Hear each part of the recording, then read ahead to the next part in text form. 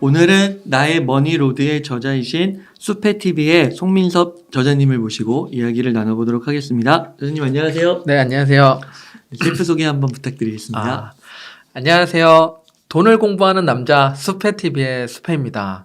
제 채널에서는 이렇게 앞에 멘트를 드리는데요. 현재 지금 미국 주식과 ETF 투자 관련돼서 다양한 정보를 올리고 있는 수페TV를 운영하고 있고요. 저는 채널에서 얼굴 없이 좀 영상을 올리다 보니까 얼굴 궁금해 하시는 분들이 많았는데, 지난번에 웅달 책방에 나와서 맞아요. 얼굴 보고 반가워해 주셔서 너무 고마웠고요. 이번에 감사합니다. 이번에 책을 또 내게 돼서 또 만나뵙게 됐습니다. 작가로서 다시 나왔습니다. 네. 그래서 지금은 이제 하시던 일 그만두시고 지금 이제 투자하시고 그 다음에 그 작가 책 쓰시고 또 이렇게 나눠주시고 그러니까 그게 이제 투자를 또 잘하셔가지고 그렇게 된 거잖아요. 좋아해서 이렇게 된 것 같아요. 네. 그래서 이번에 나의 머니로드라는 책을 이렇게 쓰셨는데요. 이 책은 좀 어떤 책인가요? 제가 유튜브에서 보통 영상을 만들면 10에서 15분짜리 영상을 만들어요. 그런 것들을 보면 좀 휘발되는 영상들이 좀 많고 그리고 다시 찾아보기 좀 어려운 것들이 있었어요. 그리고 무엇보다 중요한 건 진짜 전해드리고 싶었던 이야기들, 진지한 얘기들을 영상으로 만들면 조회수가 안 나오고 재미가 없어요. 그래서 그런 것들을 제가 따로 노트에 좀 적어 놓기도 하고, 그리고 영상에서 이제 중요한 것들은 따로 핵심 내용들 다 적어 놓고 있는데, 그런 것들을 좀 전해드리고 싶다는 생각이 들었고, 그런 게 이제 좀 책으로 쌓이다 보니까, 이걸 책으로 이제 또 만들어 보자. 노트가 쌓이다 보니까 책으로 만들어 보자 해서 이렇게 출간까지 오게 됐고요. 책을 보면은, 투자 이제 시작해서 이제 맞춤표 찍는 과정까지 모두 다 담겨 있다고 보시면 돼요. 그래서, 나 투자 어떻게 해야지? 라는 생각부터, 아니면은 지금 투자를 하고 계신데 좀 스트레스를 많이 받고 이거 좀 힘들다 하시는 분도 있을 거예요. 그러면 지금부터 어떻게 투자를 다시 재세팅을 해야 될지 생각하시기 좋게 책을 좀 출간을 했고요. 그래서 저는 원래는 채널을 제가 영상을 만들고 올릴 때 느끼는 감정 중에 한 4시간 정도 공부해서 영상을 만들어요. 그럼 한 10분 만에 전달을 드리잖아요. 그러면은 그분한테 저는 3시간 50분 정도 선물했다고 생각을 해요.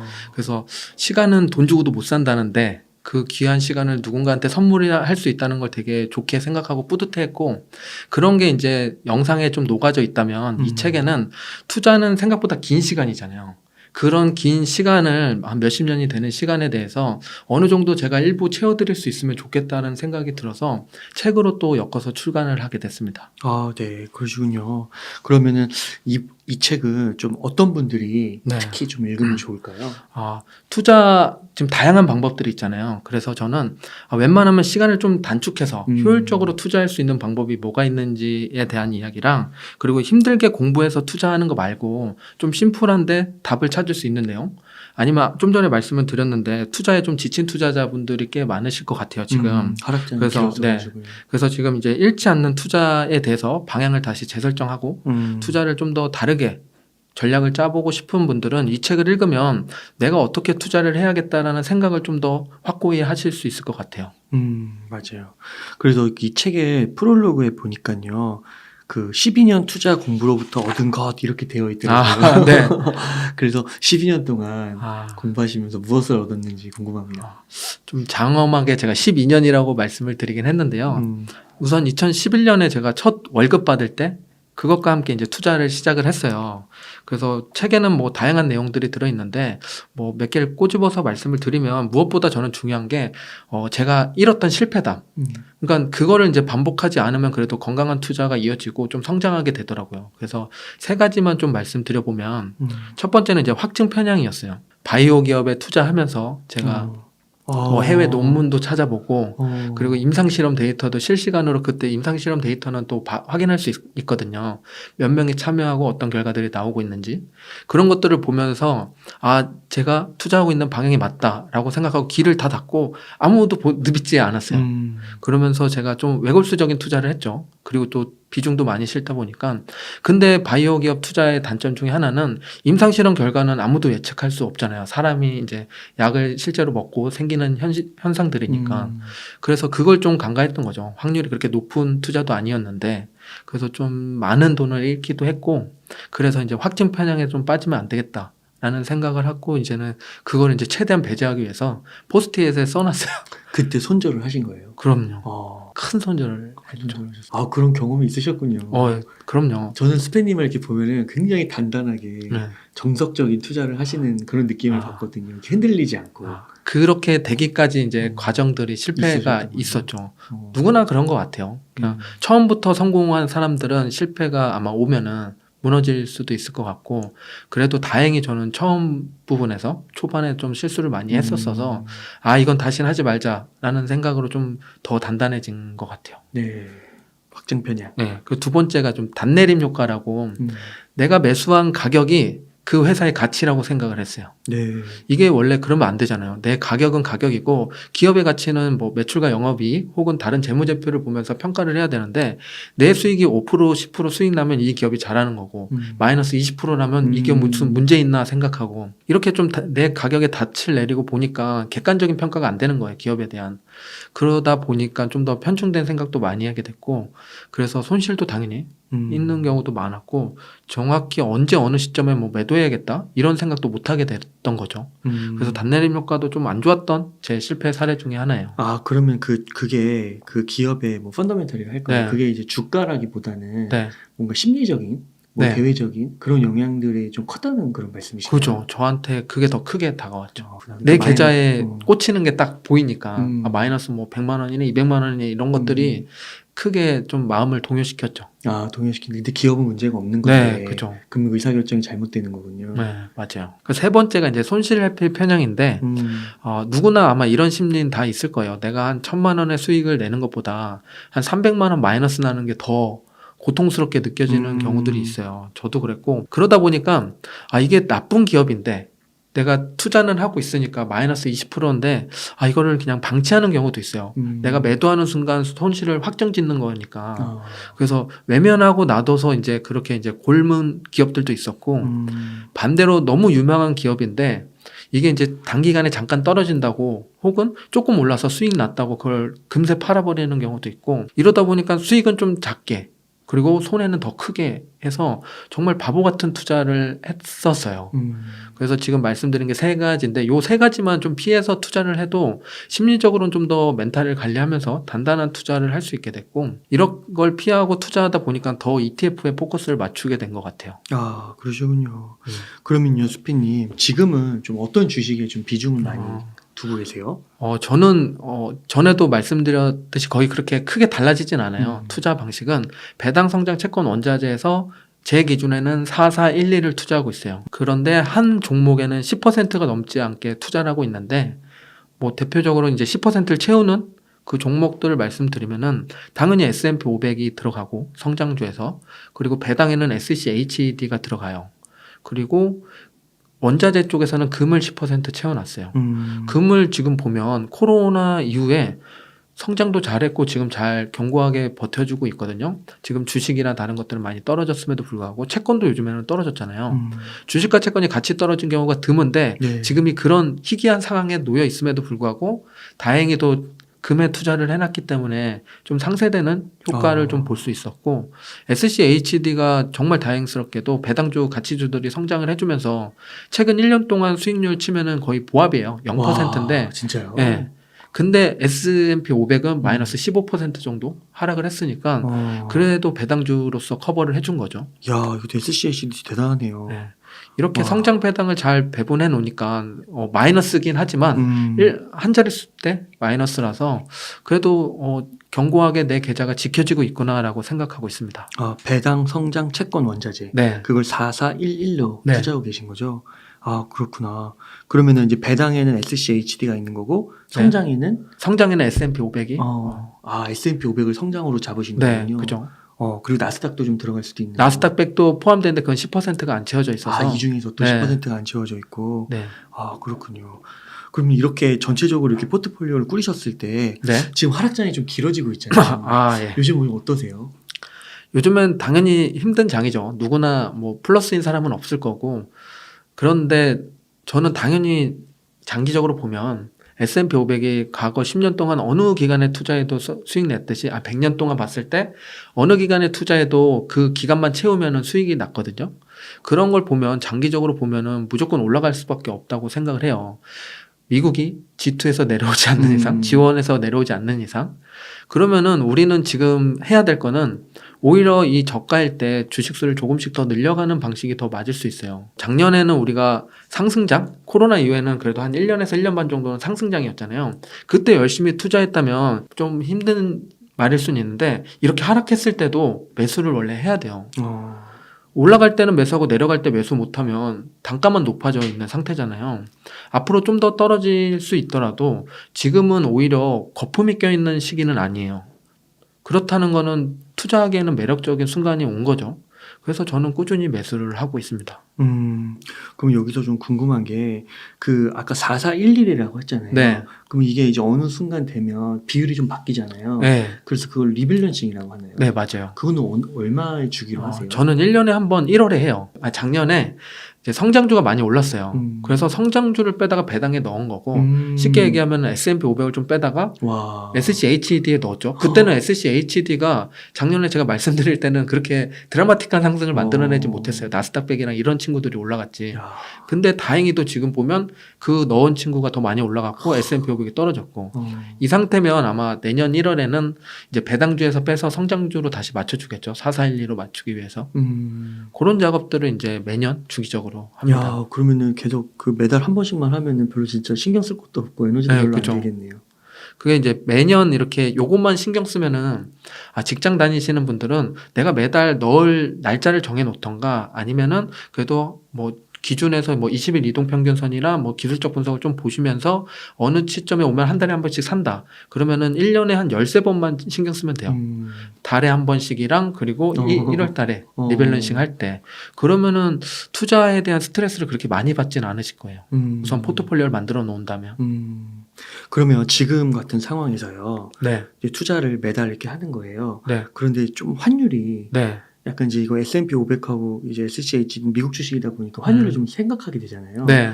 물론 1,400원 좀 내려왔긴 하지만 그래도 지금 이걸 원화로 달러를 바꿔가지고 투자를 하는 게 맞는 걸까? 어떻게 생각하세요? 맞아요. 그런 고민 하실 수 있어요. 저도 맨날 고민하고. 근데 결론은 똑같았어요.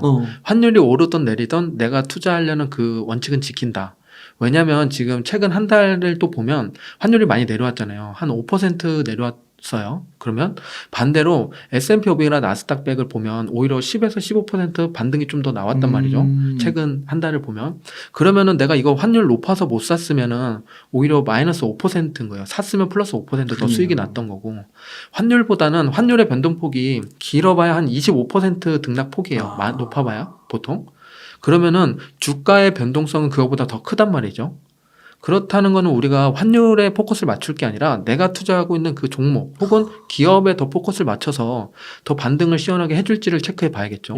엔비디아 같은 경우는 지금 한 달 동안 반등폭이 진짜 컸거든요. 기업에 투자했다면 더 크게 차이가 났을 거예요. 그러시군요. 이런 거 있잖아요. S&P 500은 15% 정도 떨어졌고, 네. 나스닥은 더 많이 떨어지지 않나요, 지금? 그렇죠. 그러면 지금 같은 상황에서 네.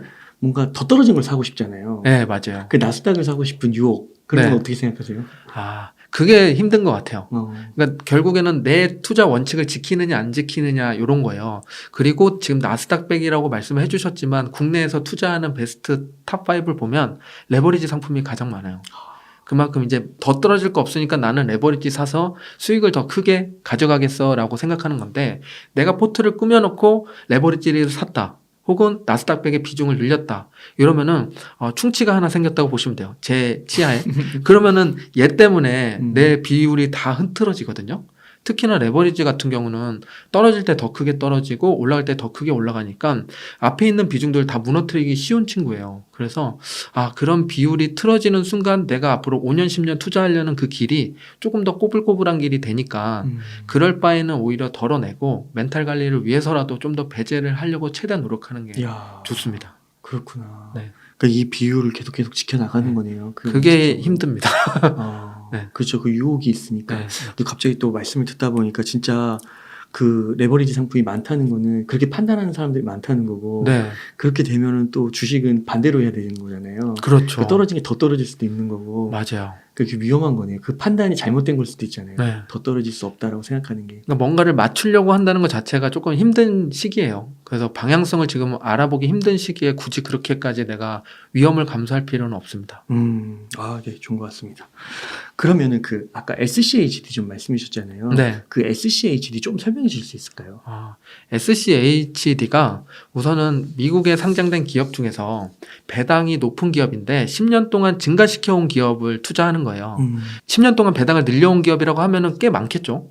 거기서 이제 배당률로 쭉 랭킹화를 한 다음에 리츠 기업을 빼요. 그리고 반을 잘라서 아래를 버리면은 애플 같은 기업이 빠지게 돼요. 애플은 배당 1%도 안 되잖아요. 근데 10년 이상 늘렸단 말이죠. 그리고 마이크로소프트도 그렇고 그런 기업들은 배제하고 그럼 진짜 배당 기업들이 남는단 말이에요. 2%, 3% 넘어가는 배당 기업들. 그 중에서 이제는 배당도 봐야 되지만 이 기업의 건전성을 확인해야 되니까 재무라든지 그리고 배당 성장률 다양하게 분석을 해요. 그 네 가지 기준이 있는데 거기 기준에서 이제 각각 이제 100점 만점 해서 평균치를 계산해서 그 점수가 높은 친구들 순서대로 또 나열을 합니다. 그 중에 이제 100위까지 있는 기업을 여기에 투자하는 거고 하나의 기업당 이제 4%가 넘으면 안 돼요. 그러니까 밸런스도 어느 정도 맞출 수 있는 거죠. 섹터도 15%가 넘으면 안 되고. 그래서 이런 기업에 투자를 100개 하는 게 SCHD예요. 그래서 내가 배당 기업에 투자하고 싶다 하시는 분들은 차라리 SCHD가 투자하는 기업 중에서 고르시면 그래도 어느 정도 필터링된 기업들이 거기 들어있으니까 좀 더 선별력 있는 분별력 있는 투자를 할 수 있게 돼요. 그래서 기업을 보더라도 그런 쪽 안에 있는 기업들을 살펴보시면 좋습니다. 그러면 SCHD와 S&P 500의 차이점은 결정적인 게 뭐예요? 좀 더 배당에 포커스 맞춰졌다고 보시면 돼요. S&P 500은 지금 500개, 미국의 500개 기업에 포커스 맞춰서 그냥 미국 전체 시장을 아우르는 섹터를 들어져 있고 그리고 시가총액 가중 방식이다 보니까 애플의 비중이 크단 말이에요. 근데 SCHD는 애플이 없어요. 배당으로서 매력적이진 않으니까. 그래서 좀 더 배당 성장에 포커스를 맞추고 싶다 하면은 SCHD고 나는 미국 전체 시장의 상승에 나는 걸고 싶어 하면은 S&P 500이고 이런 식으로 생각하면 좀 편하실 것 같아요. S&P 500도 배당을 주잖아요. 그죠? 그게 한 1.5%인가요? 네, 맞아요. SCHD는 어느 정도예요? 3% 정도 돼요. 연간 3%요? 네. 그리고 그게 이제 계속 늘어나는 거죠? 그죠. 한 연간 12에서 13%씩 상승하죠. 과거 10년 동안 평균적으로. 그렇구나. 그러면 이거는 3개월마다 할까요? 배당이 들어오는 게?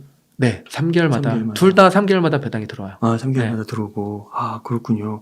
그러면은 SCHD랑 네. S&P 500이랑 비교를 했을 때 네. 연평균 수익률은 좀 어느 정도 돼요? 연평균 수익률은 원래 과거 10년 작년까지 봤을 때는 S&P 500이 이겼었어요.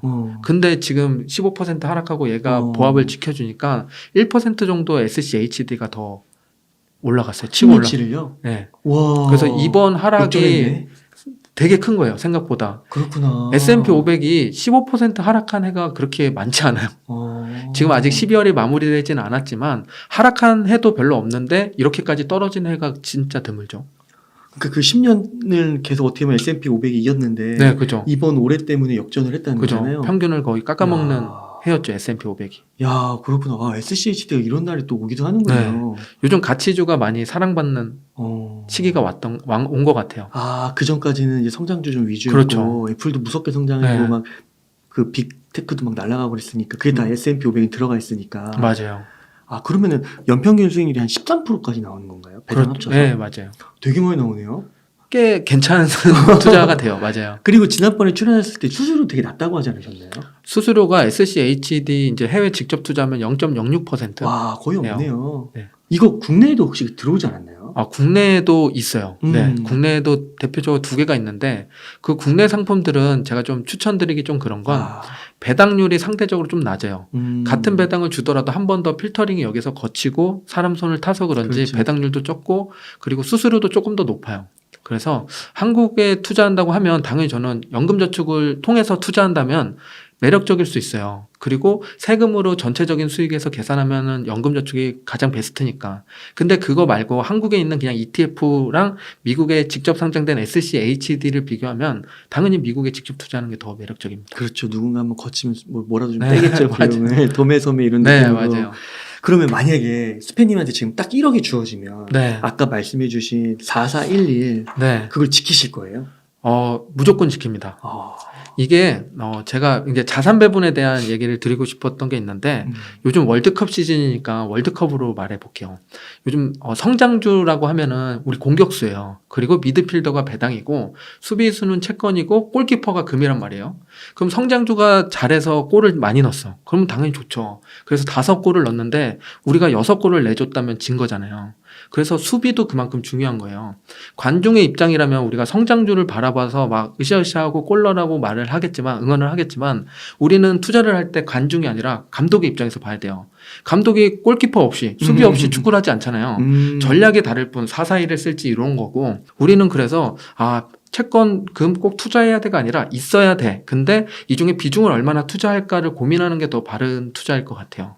그래서 제가 1억이 있다면 당연히 저는 똑같이 4-4-1-1 프로그램을 씁니다. 아까도 좀 언급해드리긴 했지만, 말씀하긴 했지만, 지금 뭔가 더 성장주를 사고 싶고, 반도체 필라델피아 이런 거 사고 싶고, 더 떨어졌으니까. 맞아요. 반도체 앞으로 이제 업황도 좋아지나? 라는 생각도 들기도 하잖아요. 설비 투자도 많이 하고 있고, 워런 버핏도 요즘에 투자를 TSMC에다 하니까. ASM에는 한국 와서 또 설비 투자하겠다 그랬고, 대만 가서 또 투자금을 많이 늘린다고 하니까 반도체 바람이 부는 거 아니야 라고 하겠지만 투자하는 거 좋아요. 근데 성장주 40% 안에서 저 같으면 그렇게 투자할 것 같아요. 야, 그렇군요. 그거를 계속 꾸준하게 지키는 게 되게 중요한 거군요. 맞아요. 네. 그래가지고 그 SCHD를 4를 모아가시는 거네요. 그럼 다른 혹시 뭐 배당주나 이런 건 안 모아가세요? SCHD 하나로 4를 모두 모아가는 건 아니고요. 이제 그 중에 이제 100에서 10%가 SCHD. 나머지는 다른 ETF들이 있죠. 또 ETF들 섞고. 그 대표적인 게 SCHD. 네, 맞아요. 그러면 금하고 채권은 그것도 좀 ETF로 투자를 하시는 건가요? 네, 맞아요. 좀 저는 한눈에 보는 게 좋아서 다 ETF로 거의 투자를 많이 하고 있어요. 채권은 중기 채권, IEF. 요즘에 TLT를 많이 선호를 하세요. 많이 떨어졌기 때문에. 그래도 저는 좀 어느 정도 변동성도 좀 작았으면 좋겠어서 중기 채권을 선호하고, 그리고 금도 투자할 수 있는 ETF가 2개가 있거든요. IAU랑 GLD라는 ETF가 있는데 GLD가 유명해요. 근데 수수료 측면에서는 IAU가 더 적으니까 IAU를 저는 투자를 합니다. 그럼 그렇게 계속 투자를 해가실 때 1년에 한 번씩 리밸런싱을 하면서 주식은 안 파세요? 지금까지는 파지는 않고 있죠. 그리고 앞으로도 파는 게 아니라 더 늘려갈 것 같아요. 이 시기에는 팔 시기는 아니라고 생각이 더 드니까. 계속 그러면은 그거를 늘려가시면서 배당 받으시면서 그죠.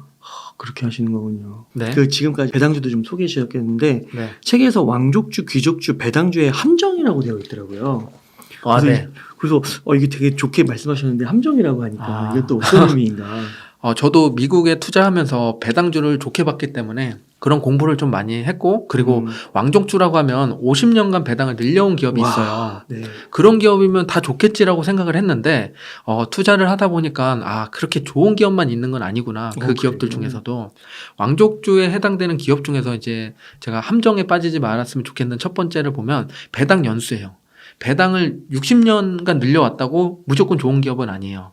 지금 대표적으로 65년 늘려왔는데 배당 성장률이 과거 10년 동안 2.3%?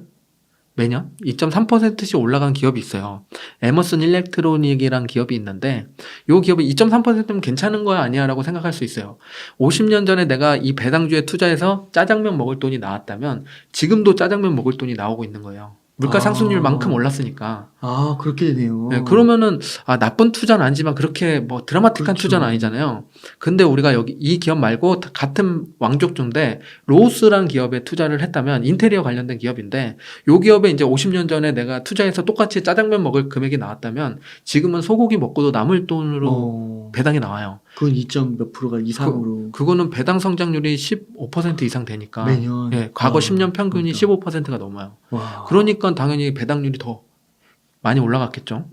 그래서 우리가 배당 연수에 속지 말고 배당을 얼마나 많이 계속 늘려왔는지, 그게 이제 이 기업이 성장을 꾸준히 했는지를 볼 수 있는 척도가 되기도 하거든요. 그래서 연수엔 속지 말자라고 해서 함정에 피하자고 첫 번째가 연수입니다. 두 번째는 이거는 요즘에 고배당주라고 관심을 많이 갖고 있는 분들이 계신데 지금 10% 배당을 준다고 해서 투자를 했어요. 근데 1년이 지났더니 마이너스 30%가 된 거예요. 주가는. 그러면 내가 10% 배당을 받았더라도 마이너스 20%인 거잖아요. 그럼 앞으로 2년 동안 배당을 10%씩 계속 받아야 이제 본전이 되는 거죠. 그러면 본전을 위해서 투자하면 안 되잖아요. 그래서 배당이 높다고 무조건 투자하면 안 되고 이 기업이 포화 상태에 있어서 더 이상 성장할 수 없는 기업인지 좀 판단해 보고 그리고 과거에도 이제 주가가 계속 좀 흘러내린 이력이 있을 거예요. 대부분 그럴 테니까. 그리고 최근 주가가 많이 떨어져서 배당률이 높은 것처럼 착시처럼 보이는 경우가 있으니까 배당률이 높다고 투자하시면 안 됩니다. 그래서 고배당의 함정 두 번째가 있어요. 네. 네. 요 두 가지만 피해도 그래도 좀 건강한 배당주를 찾아내실 수 있습니다. 그러면 이 두 가지를 말씀해 주신 이 단점을 보완하는 게 SCHD예요. 그렇죠. 그게 이제 10년 동안 배당을 꾸준히 늘려온 친구 중에 이제 그 안에서 이제 4가지 이제 성적표라고 했는데 거기에 배당 성장률이 하나 들어가요. 평가 점수 중에. 그래서 꾸준히 배당을 얼마나 잘 늘려왔는지도 평가를 합니다. 그렇군요. 와, 이런 게 또 함정이 있었구나. 이게 무조건 현금이 따박따박 들어온다고 해서 좋은 게 아니네요. 네, 맞아요. 그 다음에 좀 여쭙고 싶은 게 그 책에 보니까 주식과 부동산을 이렇게 비교해서 서술해 주신 파트가 있더라고요. 네. 그래서 이 부분 한번 설명해 주시면 좋겠습니다. 우리가 투자를 한다면 주식과 부동산을 가장 많이 떠오르실 것 같아요. 내가 사회 초년생이라면 보통 한 50만 원에서 100만 원 안쪽으로 투자를 시작할 것 같은데요. 그러면 주식이랑 부동산 하면 부동산은 투자하기 힘들 거예요. 보통 한 5천만 원 이상 있어야 되고 갭 투자를 하거나 혹은 레버리지 일으켜야겠죠. 대출을 일으켜야 되기 때문에 투자하기에 좀 부담스러운 금액으로 투자하는 게 부동산이에요. 그래서 처음 시작은 당연히 주식으로 투자하는 게 맞다고 생각을 하고 있는데 이 주식이 우리가 주식은 부동산이랑 아예 별개지라고 생각하는 사람이 많은데 주식도 주식 안에 부동산이 있어요. 리츠에 투자하는 방식들이 있으니까 우리가 주식과 부동산을 꼭 둘 중에 하나라기보다는 주식을 통해서 부동산도 투자할 수 있고 채권도 투자할 수 있고 금도 투자할 수 있으니까 주식으로 자산 배분하는 형태로 배분을 많이 해서 내가 어느 정도 꾸릴 수 있는 그 포맷을 만드는 게 좋겠다라는 관점으로 들어가시는 게 좋아요. 그래서 제가 리츠 기업을 말씀드려 보면은 한국에서 투자할 수 있는 건 맥커리 인프라가 있겠죠. 그래서 고속도로부터 시작해서 이제 건설 인프라에 투자할 수 있는 거고 미국에는 이제 상업용 부동산에 투자하는 대표적인 게 리얼티 인컴이 있어요. 그래서 리얼티 인컴은 월세처럼 월배당을 주니까 우리가 주식에 투자하지만 리츠에 투자하는 형태예요. 그래서 주식과 부동산이라고 제가 여기 써놓은 거는 그걸 굳이 나누지 말자. 그게 아니라 우리는 자산 배분의 목적으로 주식과 부동산을 모두 가지고 있어야 된다. 하지만 처음에는 우리가 자금이 많지 않으니까 주식으로 이거를 자산 배분을 해놓는 게 좀 괜찮다고 생각을 들어서 그 관련돼서 좀 내용을 썼습니다. 이거 리얼티 인컴도 괜찮아요. 보실 때. 매력적인 기업이죠. 왜냐면 얘도 이제 기족주에 해당이 돼요. 25년 이상 배당을 늘려온 기업이고 그리고 꾸준히 지금 4에서 5% 사이로 배당을 주고 있어요. 그거를 이제 꾸준히 지켜온 기업인데 왜 더 매력적이냐면 S&P 500 내에서 리츠 기업들이랑 얘를 비교해 보면은 이 공시률이 상당히 적어요. 지금 과거 대비 지금까지 1.5%밖에 평균적으로 공시률이 안 나오고 있거든요. 다른 거는 3% 넘어요. 5% 넘는 기업도 있고 우리가 월세에 투자한다 그러면은 공실이 없는 게 가장 중요하잖아요. 꾸준히 운영이 돼야 되는데 지금 1.5%라는 건 지금 거의 공실 없이 운영을 꾸준히 잘하고 있다는 거니까 내가 운영하는 것보다 훨씬 더 잘한다고 보면 돼요. 그래서 배당도 꾸준히 나오니까 그리고 계속 배당 성장률도 이어가고 있고. 그러니까 이렇게 생각하면 되는 건가요? 내가 원룸이나 뭐 오피스텔이나 수익형 부동산에 투자를 한 거예요. 뭐 상가일 수도 있고. 그럼 거기서 수익률이 4% 5%월 나온다. 이렇게 생각하면 되는 거예요? 그렇죠. 요즘에 오피스텔 투자한다고 하면 한 3%도 나오기 힘든 경우가 있잖아요. 이자가 높아서.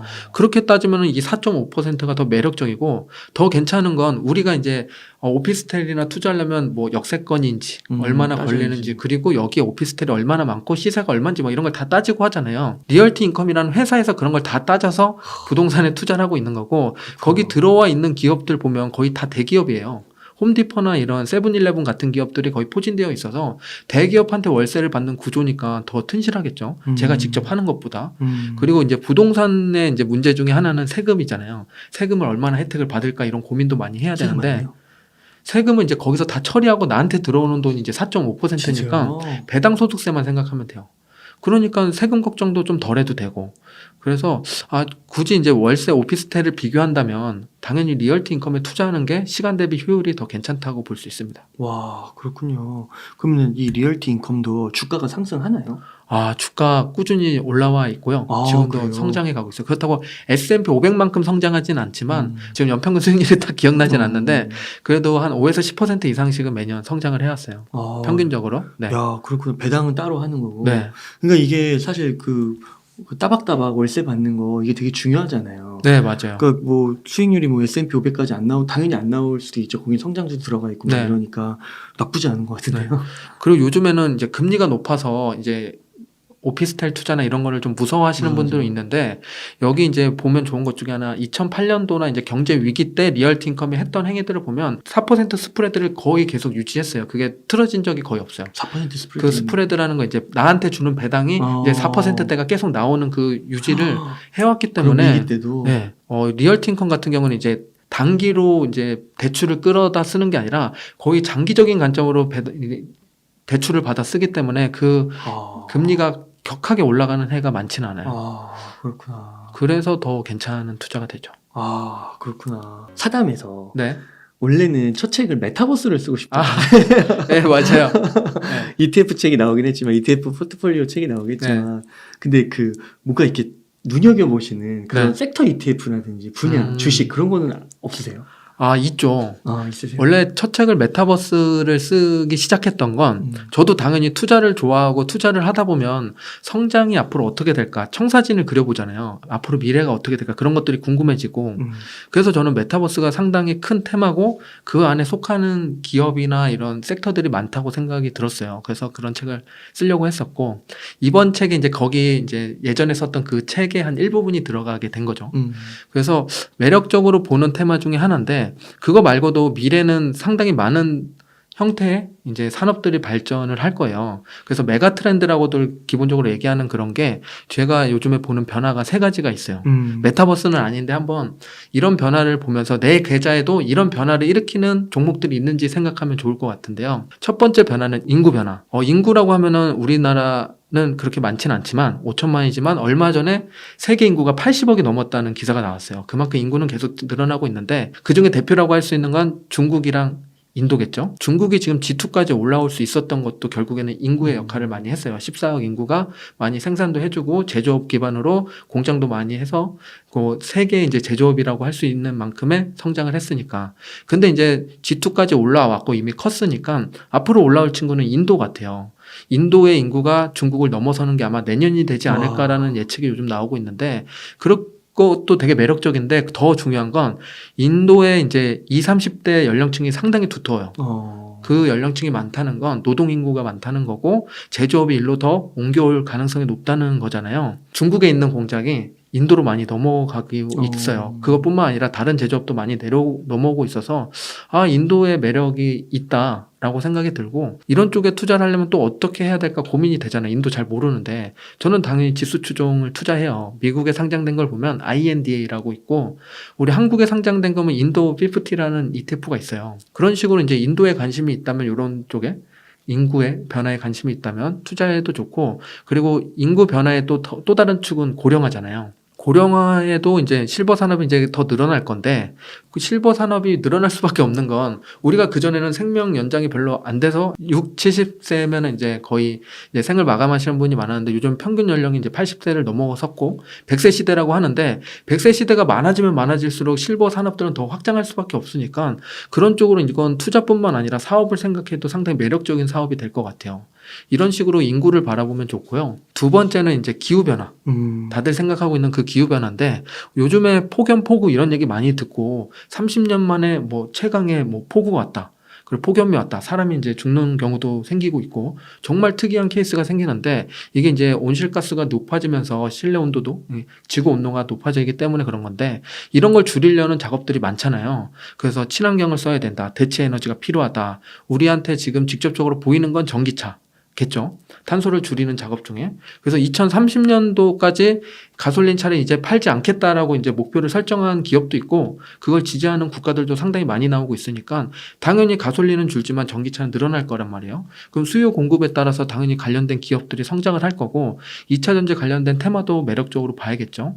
그래서 저는 기후변화를 좋게 보고 대체에너지 친환경 에너지로 보면은 ICLN 같은 ETF가 있고 그리고 미국에 상장된 2차 전지는 LIT ETF가 있어요. 그리고 이제 세 번째는 노동의 변화예요.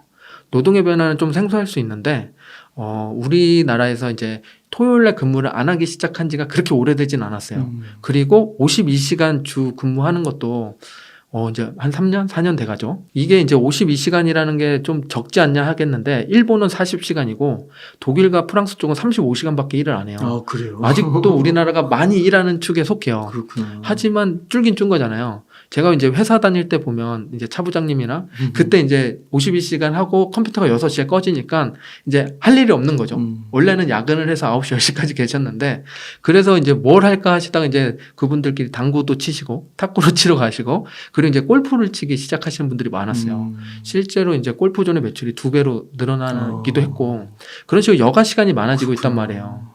그래서 여가 시간에 대해서 사람들이 이제 뭘 할까 생각하면 투자도 많이 해요. 그리고 엔잡도 많이 늘어났고, 그리고 클래스 101 같이 이제 온라인 플랫폼도 많아졌잖아요. 그게 이제 사람들이 이제 여가 시간이 많아졌기 때문에 하는 행동들이에요. 이게 지금 제가 회사 다니는 분들을 말했지만 이제 집으로 또 넘어가면 집에서는 이제 식기세척기가 내 대신 설거지를 해주고 그리고 이제 요리하는 것들도 반조리 식품 잘 나오잖아요. 그래서 끓이기만 하면 되고 세탁도 이제 맡기면 이제 가지고 오는 서비스도 생겨났고 해서 집에서도 이제 여가 시간이 더 많아졌어요. 그러니까 안마 의자가 하나 들어와서 이제 안마하는 시간도 생겨났죠. 이런 식으로 이제 여가 시간, 노동의 변화로 인해서 우리가 생기는 시간이 많아지고 있구나라고 생각하면 관련된 산업들도 상당히 많을 거예요. 그러면서 여행도 많이 가게 되니까 에어비앤비 같은 기업들도 앞으로 성장 모멘텀이 더 커지겠죠. 여행이랑 숙박 관련된 ETF로는 JTS랑 AWAY가 있어요. 어웨이네요. 네, 어웨이. 맞아요. 어웨이라 불러요. 그래서 이런 쪽에 또 관심을 가져도 좋을 것 같아요. 그래서 제가 생각하는 이제 앞으로의 변화, 메가 트렌드가 인구 변화랑 기후 변화, 노동의 변화 이런 식으로 생각하고 내가 투자하고 있는 기업들이 이런 메가 트렌드에 해당이 되는지 이거 아니어도 메가 트렌드에 해당되는 게 많잖아요. 메타버스도 있을 거고. 근데 반대로 우리가 CD 플레이어 같은 기업 좀 없어져 갔잖아요. 그래서 내가 좀 하향하고 있는 산업에 투자하고 있진 않은지는 좀 생각해 보시면 좋을 것 같아요. 그래서 좀 더 산업을 더 확장할 수 있는 범위에 있는지를. 그러면은 이건 지금 ETF들 소개시켜 주셨잖아요. 네. 뭐 ICLN, LIT, 어웨이, 제츠 네. 뭐 이런 것들 이렇게 소개시켜 주셨는데 이러한 것들은 그럼 어떻게 투자를 하시는 거예요? 아까 포트폴리오 4411이라고 했어요. 이런 거는 당연히 성장주 40%에 들어가는 거죠. 그렇구나. 네. 이건 근데 대부분이 이제 S&P 500에 들어가는 기업들도 있고 그래서 중복률을 좀 체크해 보시고 중복이 거의 된다면 굳이 투자할 필요 없을 수 있으니까 중복해서 같은 ETF를 담을 필요는 없잖아요. 그래서 좀 더 생소하거나 내가 바라는 방향이 맞으면 나는 노동의 변화가 상당히 매력적이야. 이쪽이 진짜 잘 될 것 같다고 생각하시는 분도 있을 거고 그게 아니라 나는 아무래도 반도체가 괜찮은 것 같아. 그래도 고전이 좋지 하면서 반도체에 투자하시는 분도 있을 거예요. 그래서 본인 취향에 맞춰서 성장 40%에 넣은다고 생각하시면 편할 것 같아요. 그래서 이제 스팬님께서 보시는 메가 트렌드 세 가지는 인구 변화, 기후 변화, 노동의 변화. 네. 이 세 가지에 해당하는 ETF를 성장주 그 비율에 네, 맞아요. 넣는 것이군요. 요즘에 좀 매크로 이슈가 네. 그 되게 부각이 되고 그다음에 하락장도 좀 깊어지고 내년에 또 어떤 일이 이루어질까 뭐 어떤 분들은 뭐 금리가 인하하는 첫 해가 될 수도 있다 얘기하시지만 또 어떤 분들은 금리가 최정점에서 유지될 거다 이런 분들도 있고 맞아요. 이런 이슈를 들으실 때는 네. 어떻게 좀 적용을 하세요? 저도 당연히 그런 걸 보고 전망을 해보긴 하는데요. 기본적으로 우리가 뿌리로 가져가야 될 거는 금리인 것 같긴 해요. 금리예요. 그래서 금리가 왜 중요하냐면 기준금리 변화에 따라서 우리가 투자하는 방향이 바뀌게 되거든요. 지금 금리가 열심히 올라가니까 자이언트 스텝을 4번 하니까 주가는 떨어졌고 이걸로 인해서 예적금 금리가 올라갔죠. 그러다 보니까 주식에서 은행으로 돈이 이동했단 말이에요.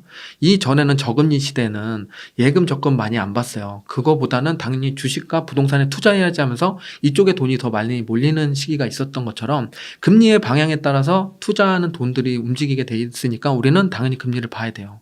그러면 이게 꼭지가 이제 내년 2023년 3월에 미국에서 5.25%까지 올릴 거라는 이제 예상치가 나오고 있는 상황에서 그럼 여기 꼭지에서 떨어지냐 아니면 유지되냐 요거를 우리가 생각을 해보고 있는데 저는 이걸로 인해서 지금 오르고 있으니까 예금에 넣었다가 이게 좀 떨어지기 시작할 때 채권으로 갈아타야지 하는 게 이제 코스톨라니의 이제 이론 같은 건데 우리가 이거를 정확히 맞춰서 넣었다 뺐다 하기는 쉽지 않아요. 그리고 예금을 넣으면 보통 1년, 2년짜리 만기를 넣잖아요.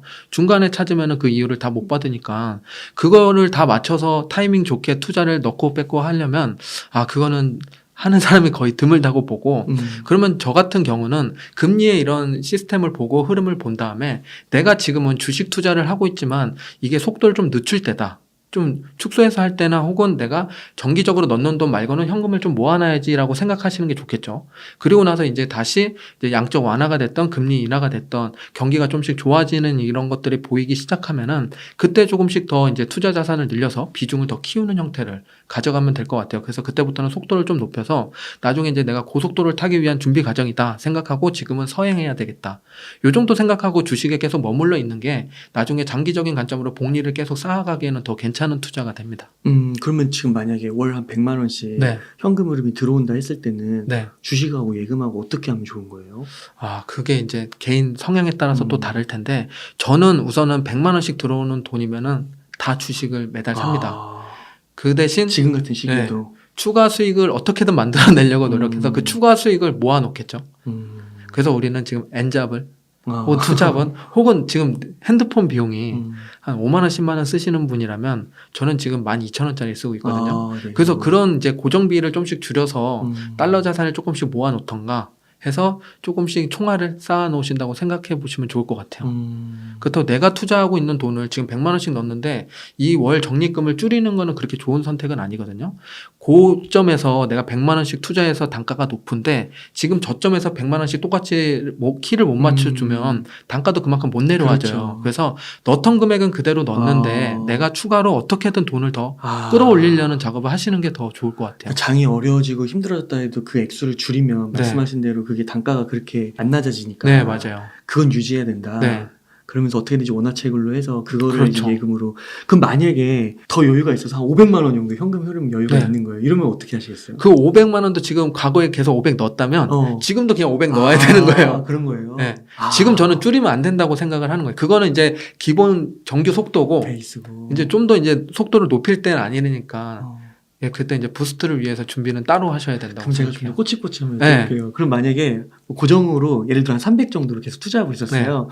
근데 한 300 정도가 더 들어오는 거야. 그러면은 그래도 300이면 300 비교해서 좀 크잖아요.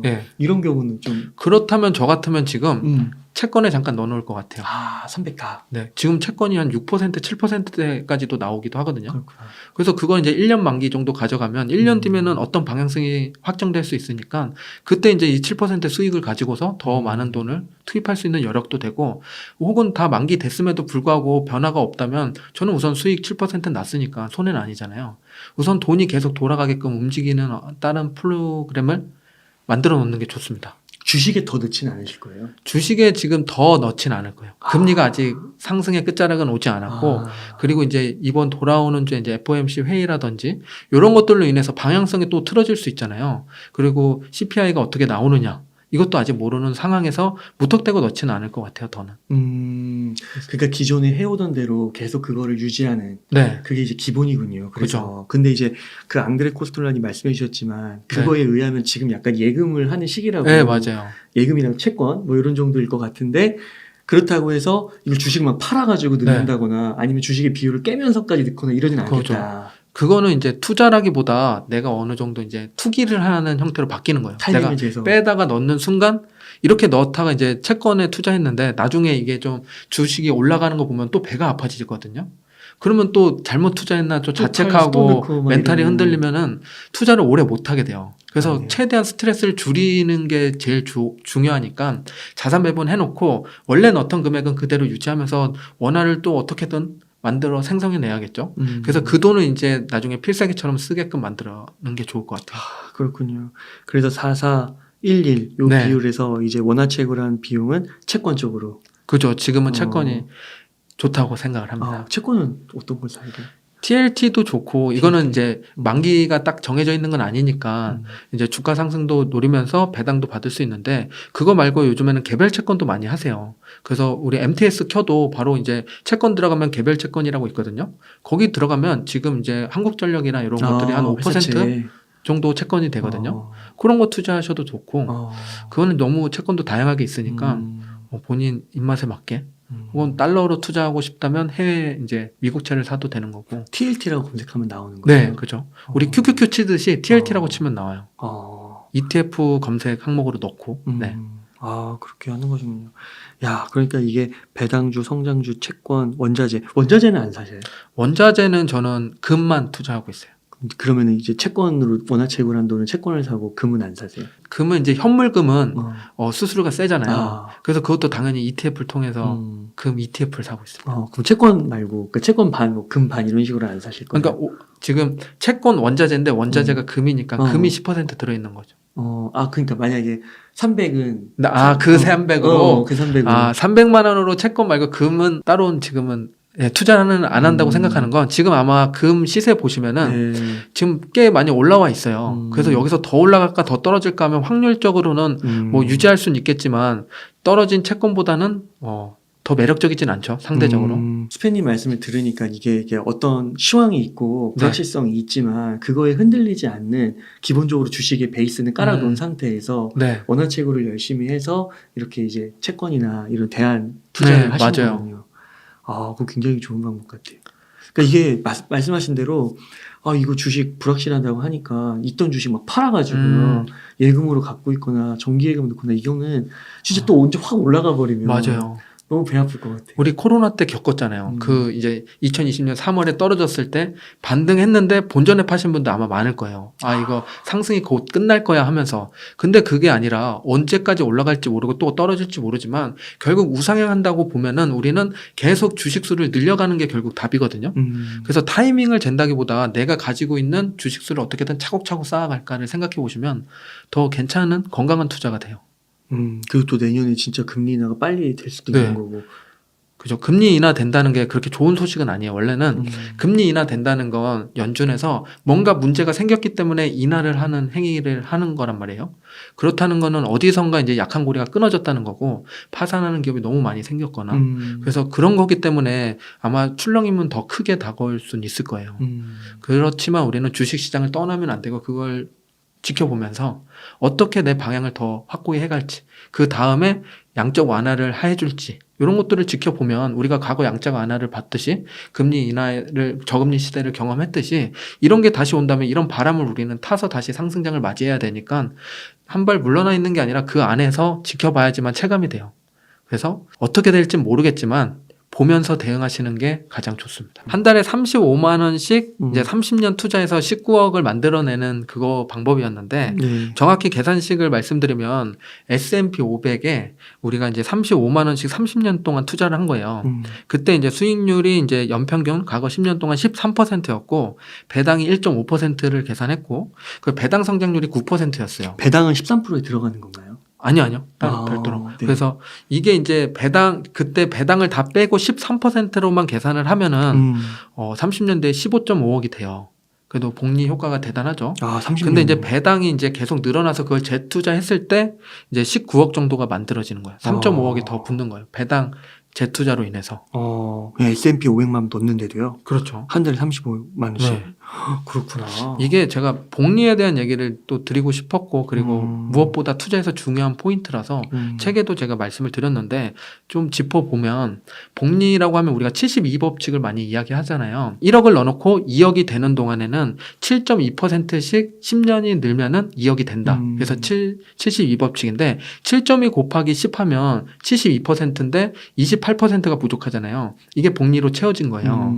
그렇게 보면 복리가 앞으로 더 늘어나면 더 높이 쌓이는구나 라고 사람들이 기본적으로 생각을 해요.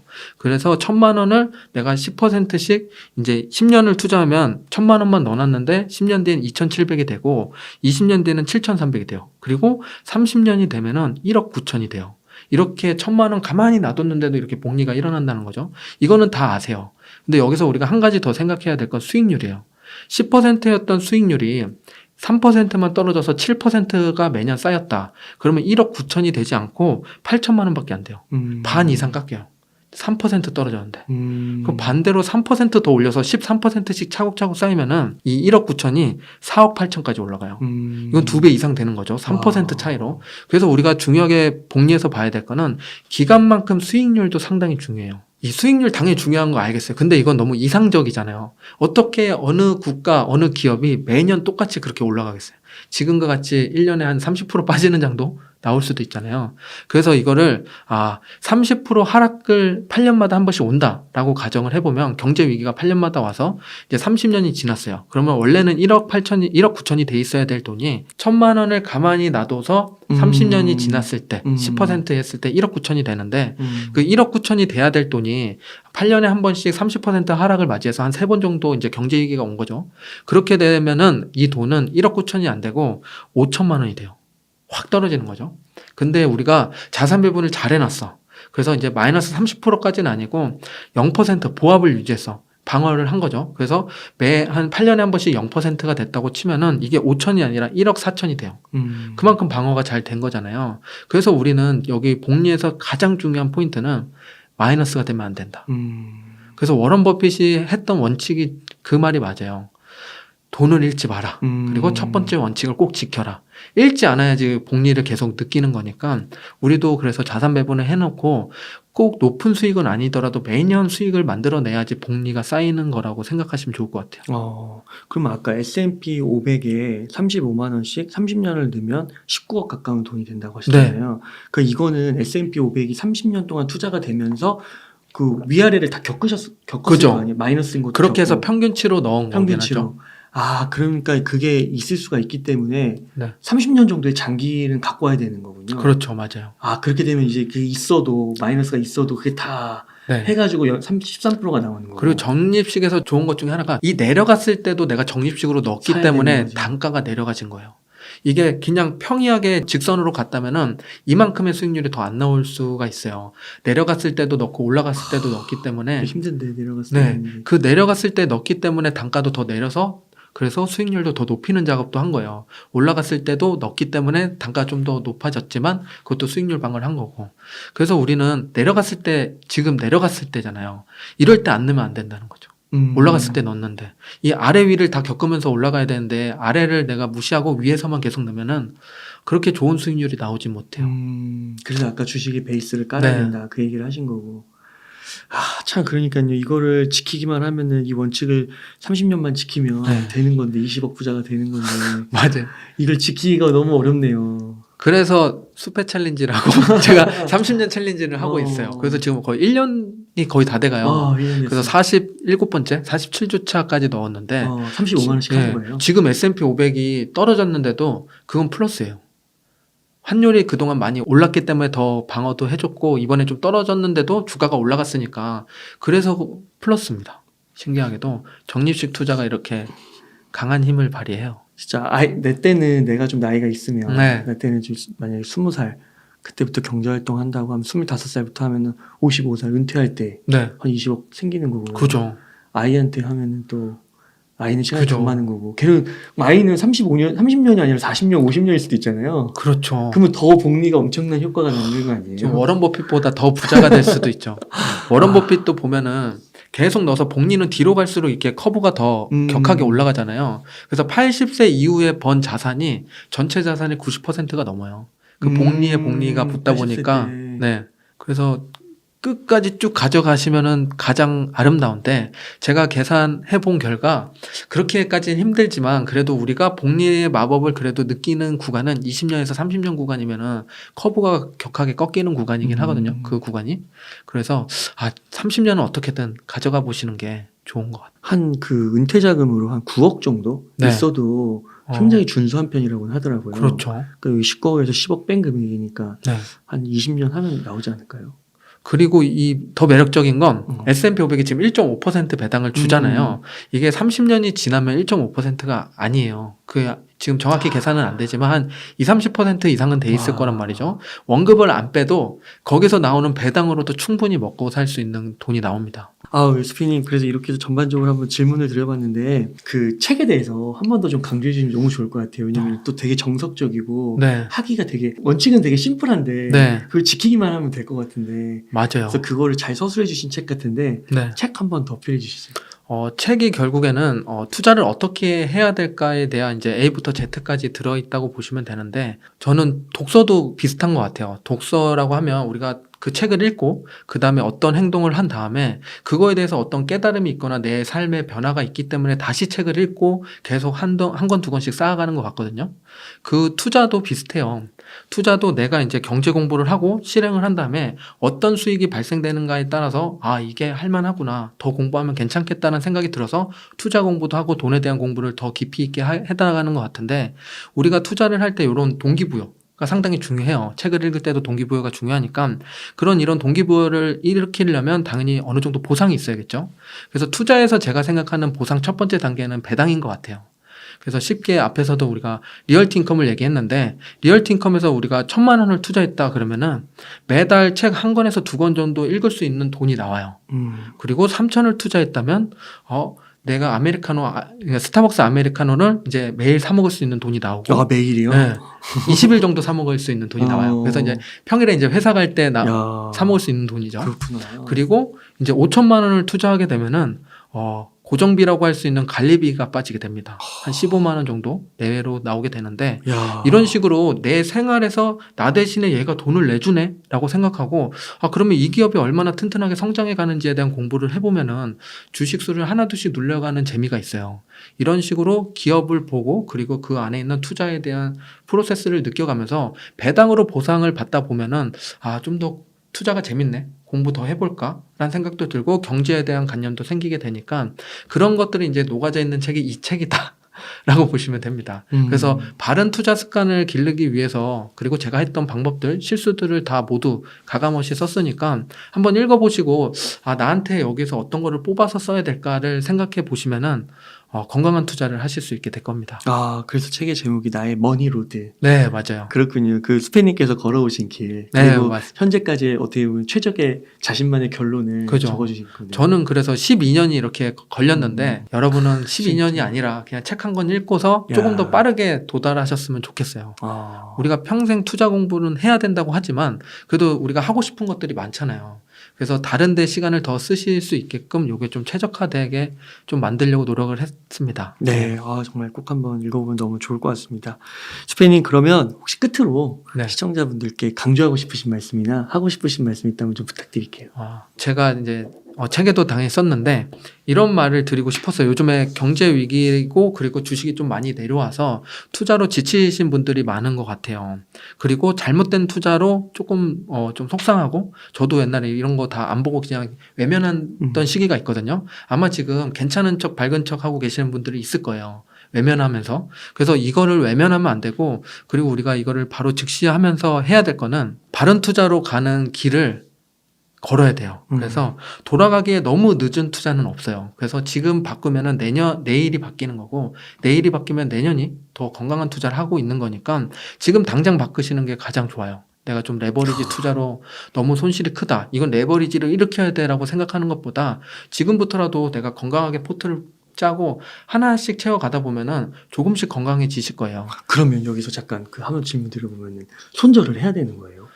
저는 그러니까 어떤 종목을 어떻게 투자하고 계신지는 모르니까 함부로 뭐 손절을 하고 이렇게 갈아타세요는 좀 그렇지만, 내가 계획성 없이 지금 종목을 여러 개 갖고 있다 그러면은 그 중에서 이제 배당 성장 채권 원자재가 들어있는지 체크를 하고, 밸런스가 있는지 없는지, 그리고 내가 미래도 없는데 투자하고 있는 게 있다면 당연히 그거는 손절을 해야죠. 좀 안타깝지만 마이너스가 크더라도 그게 이제 다시 반등해서 올라가는 것보다 S&P가 올라가는 게 더 건강한 투자가 될 거고, 근데 S&P 500이 지금 투자하고 계시는 레버리지 투자라면 드라마틱하게 올라가진 않을 거예요. 그래서 건강을 회복하는 데는 조금 시간이 걸릴 수는 있어요. 하지만 회복되고 있다는 건 확실하니까 우리가 한 발 두 발 이제 근육을 좀씩 키운다고 생각하고 지금부터 바뀌어야지 그게 바뀌는 거니까 건강한 투자를 했으면 좋겠어요.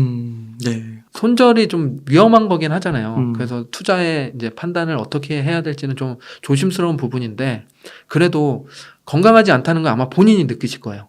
이거는 좋지 않은 투자다. 그리고 내가 잘못된 걸 갖고 있는데 무서워서 못 팔고 있다는 거는 본인이 느끼실 거니까 그런 것들을 어떻게 처리하고 어떤 식으로 개선해 나갈지는 생각을 해보시고 공부를 좀만 해보시면 좀 더 단단한 투자를 해나가실 수 있을 겁니다. 네, 감사합니다. 이렇게 해서 나의 머니로드의 저자이신 유튜브 채널 수페TV의 송민석 저자님을 모시고 이야기를 나눠봤습니다. 긴 시간 동안 유익한 인사이트 많이 나눠주셔서 감사의 말씀드립니다. 오늘 고생 많으셨습니다. 네, 감사합니다.